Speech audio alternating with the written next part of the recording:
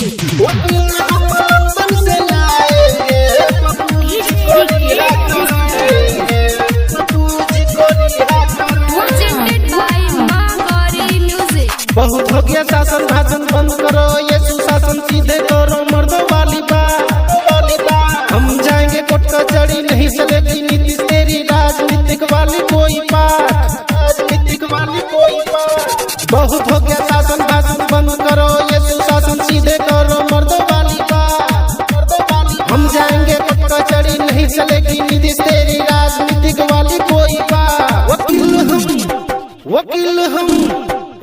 हम लंदन से लाएंगे, पप्पू जी को बेल कराएंगे। वकील हम लंदन से लाएंगे, पप्पू जी को रिहा कराएंगे।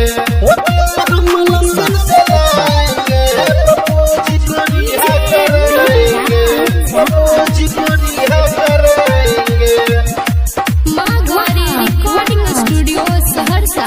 गरीब की मसीहा को जेल से छुड़ाएंगे, पप्पू यादव को वापस हम लाएंगे, गरीब के मसीहा को जेल से छुड़ाएंगे, पप्पू यादव को वापस हम लाएंगे। वकील हम लंदन से लाएंगे, पप्पू जी को बेल कराएंगे। वकील हम लंदन से लाएंगे, पप्पू जी को रिहा कराएंगे। वकील हम लंदन से लाएंगे, पप्पू जी को रिहा कराएंगे, पप्पू जी को रिहा कराएंगे। Recording studio Saharsa. नीतीश बाबू को गद्दी से हटाएंगे, पप्पू यादव को अब की सीएम बनाएंगे।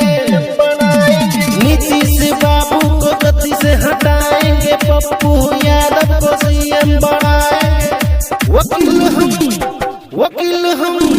वकील हम लंदन से लाएंगे, पप्पू जी को बेल कराएंगे। वकील हम